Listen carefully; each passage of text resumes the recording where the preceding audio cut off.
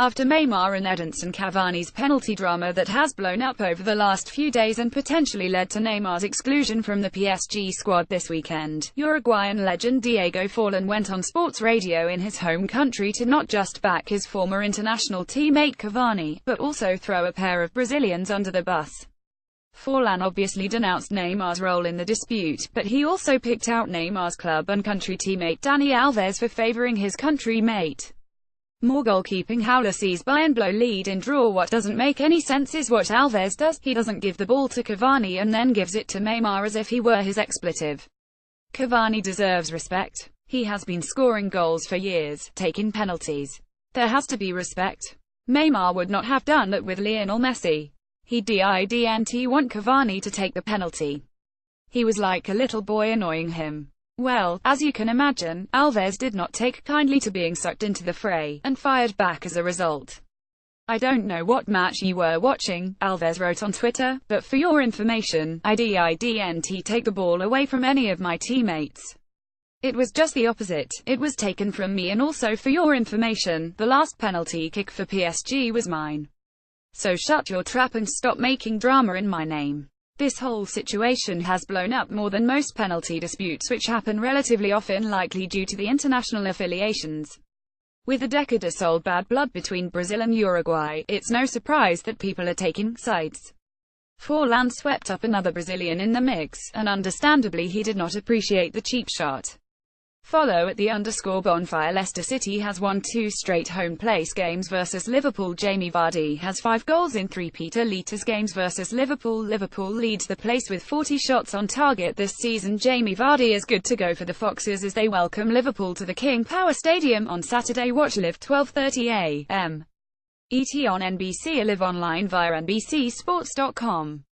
These two teams matched up midweek in League Cup play, with Leicester City winning 20, and they did so without Vardy, who missed out with a groin strain. He's since recovered, and will likely play a part. Christian Fuchs and Leonardo Ulloa are also ready to go, with Fuchs back after an eye injury in training, while Ulloa took a knock to the head midweek but is ready to go. The Foxes need a win in the worst way, as a loss would leave them with a joint worst point total through the first 6 matches of a top-flight season since 199,495, the year they were relegated. Live stream Premier League games. Liverpool, meanwhile, has issues of its own to sort out. They are winless in all competitions since August 27, and on a larger scale, Jurgen Klopp is taking heat for having less points than Brendan Rodgers did through his first 73 league games of his Liverpool tenure. The Reds are also facing a bit of injury trouble, with Dejan Lovren still out with back problems, while Joe Matip and Emre Can both suffered slight injuries in the midweek loss and are questionable for Saturday. Should all those miss out, the already leaky defense would prove even more porous. What they're saying, Jurgen Klopp on Liverpool chasing the ball. We come too close together in the situation where the first ball is going after a throw-in. And it means for the second ball we don't have a good formation. We need to get more natural in these things because it's not that difficult to be honest, but it happens too often. Now we have to work and then it will be even more difficult to create something against us. Craig Shakespeare on Jamie Vardy vs. Liverpool. Is he a bogeyman? I am hoping so. Sometimes strikers will have good memories of playing against certain teams. Centre forwards go through these purple patches and everybody would like one who can get you 20 goals a season. Prediction: if anything is certain in a Liverpool match, it's that the first goal doesn't matter. Since the start of last season, the Reds are tops in the league with 20 points from losing positions. However, they're also 5th in the league in that same time frame with 20 points lost from winning positions. With that in mind, a wild game is likely in store, but with the inconsistent form for either side of late, it's tough to pick a winner. A 22 draw is a likely result. Follow at the _bonfire. Chelsea has won 17 of its last 23 Premier League games. Alvaro Morata has 3 goals and 2 assists, all with his head. Stoke has lost just 1 of its past 7 home games versus defending champions. Eden Hazard is back and at full strength as Chelsea travels to the Britannia to take on Stoke City Saturday. Watch live 1000 a.m. ET online via NBCSports.com. With Hazard back and Diego Costa finally shed to Atletico Madrid, the Blues have positioned themselves to make a run at the Premier League's top spot. Chelsea has not lost since their opening day misstep against Burnley, and despite firing a blank in last weekend's 0-0 draw with the Gunners, Chelsea is still just 3 points off the top spot, and will look to put pressure on the Manchester clubs. In addition to Hazard, the Blues also get Hemue Bakayoko and Pedro back in the lineup as well, although David Luiz is suspended after his late red card last weekend. Live stream Premier League games this season has been a rollercoaster ride for Stoke City, having picked up 4 points against Arsenal and Manchester United, but also losing to Newcastle and Everton, plus a very disappointing defeat midweek to Bristol City in the Cup. The Potters are missing a host of defenders, with Jeff Cameron and Ryan Shawcross both injured, plus Kurt Zouma ineligible to face his parent club. Kevin Wimmer is also touch and go with a hamstring injury, not expected to be available. What they're saying Mark Hughes on Chelsea's discipline issues. Chelsea at the moment look like they're getting yellow and red cards more frequently, but that might be just an anomaly, something happening in the moment. I don't think it is prevalent in their team.